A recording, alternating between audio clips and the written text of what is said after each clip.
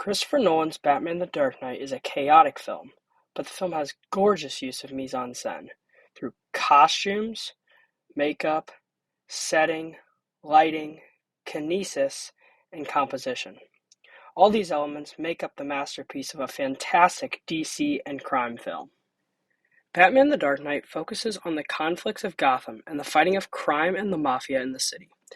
The film takes the audience on a roller coaster journey of the rise of the new district attorney Harvey Dent, who has successfully been able to shut down the crime in Gotham. Hand in hand with the new masked hero Batman, Gotham is becoming a safe city. That is, until the Joker decided to wreak havoc on the city. He believes that Batman and Dent make the city safe, and if Batman and Dent were not dealt with, crime in the city would be extinguished. Through the Joker's schemes and anarchy, he turned Dent from his heroic ways and turns him into a madman Two-Face, who goes around the city on a killing spree to avenge his lover's death. Dent believes that it was Batman and the police department's fault for her death, and he swears to end all involved.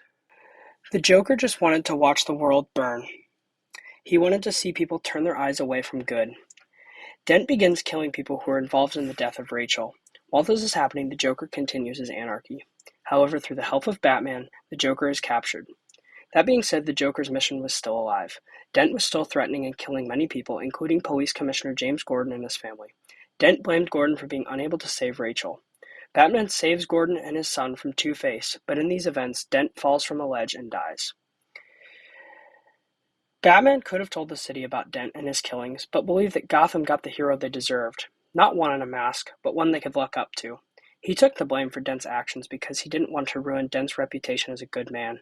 Thus, in the end, Batman ruined the Joker's plan by saving Harvey Dent's legacy. Now Batman must live on and run as a wanted man. So now that I've explained the plot of Batman the Dark Knight, let's look at how mise-en-scène is used to convey that plot in the film. First is the use of costumes.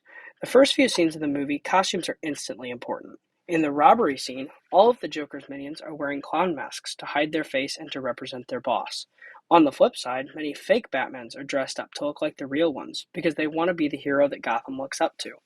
This plays well in the plot because in the other end of the film, it is evident that the real hero that Gotham needed was not one in a mask, but a hero with a face. Costumes tell so much about a character, and in this film, the costumes often define who is good and who is bad. It is unusual because in many films the protagonist wears bright colors.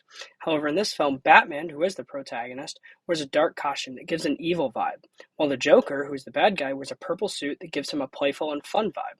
This tells the story well because it shows that Batman seems like a character who is in the shadows, and ultimately that is what he becomes in the end. His costume makes him out to be an antagonist.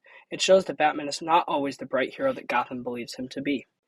In addition to the use of costumes, another important aspect of mise-en-scène used is makeup. Obviously, the villain wears makeup, which gives him a very distinct look. However, in addition to this is the transformation of Harvey Dent into Two-Face. The makeup on Dent is used to show his burns that he has on his face from his oil spill. This ties to the plot because Dent believes in chance. In many scenes, Dent flips a coin to determine the outcome of something. A 50-50 chance is what he calls it. Now his face represents that 50-50 chance by being split into two, thus going along with the belief that everyone should have an equal chance. Rachel died because of a 50-50 chance that Batman would rescue her or Dent. Thus, he believes everyone should also have that 50-50 chance of living as well. He chooses to spare a life or take it based on the flip of a coin. The makeup used on Dent's face is physical, but also has a much deeper meaning than that is seen right away. The setting also plays a huge role in how Batman the Dark Knight uses mise-en-scène. Gotham is a unique setting and arguably one of the most recognizable in film. In some ways, Gotham is almost like a character in and of itself. The movie is about a fight for who will own the city. Will it be the corrupt mob dealers, the Joker, Batman, or the good citizens of Gotham? In addition to Gotham City, there are many other settings that play a huge role as well. For example, in the scene where Joker is talking about the mob dealers, they are in a kitchen in some warehouse. The overall setting is light and clearly an unusual space for an evil mob meeting. The reason for this is because they're worried about Batman coming and finding them, so they go to a place they feel they won't be found in the middle of the day. This ultimately sparks the Joker's attention because he wants to see his opportunity to rip off the mob dealers while also dealing with Batman. This is just one example of how a single room plays to the plot of the film, in that Batman has become a hero and the mob wants to end the heroics of Gotham. Lighting plays a huge role in the way that mise-en-scène is used in Batman the Dark Knight. Light tells so much about the characters and what is about to happen in the story. Due to the theme of the movie, most of the film uses low-key lighting. The film has a gloomy and dark feel to it, and so the use of low-key lighting is only appropriate. In the scene where Batman catches Two-Face at night and saves Gordon's family, the lighting is so dark that the audience can hardly see the fighting. The scene shows that that period of time in Gotham was dark and almost hopeless. Nolan does a great job of showing when a scene is going to be scary or dark by using low-key lighting. There is, however, one exception. In the scene where the Joker and his minions dressed as soldiers during the funeral, the lighting is high-key. The sun is out, and it looks as though it'll be a good day in Gotham. That is until the Joker takes dead aim at the mayor. Nolan does a great job using high-key lighting because the assassination attempt causes a huge surprise. So the use of lighting can be deceiving in the film, but that is what adds so much fun and an amazing feel to the film.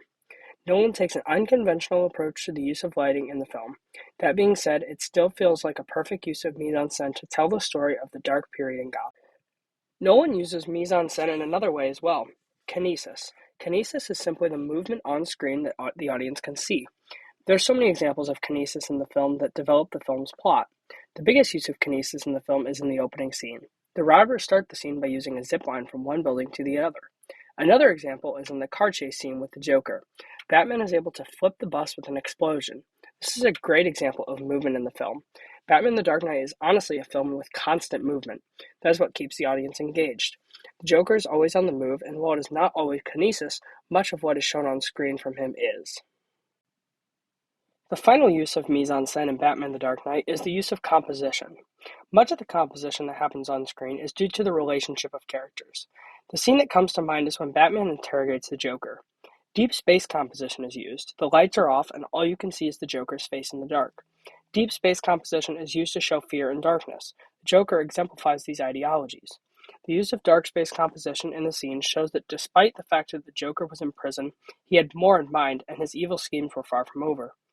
That's when the lights come on and the composition changes and it focuses on the relationship between the Joker and Batman. The two complement each other so well, and that is what makes the film so wildly loved by the audience. Mise-en-scène is presented in so many ways in Batman the Dark Knight. The fantastic use of composition, kinesis, lighting, setting, makeup, and costumes is how the film is effectively able to put all these elements into a brilliant masterpiece. The film could not use mise-en-scène any better, and it is truly the most effective way of storytelling.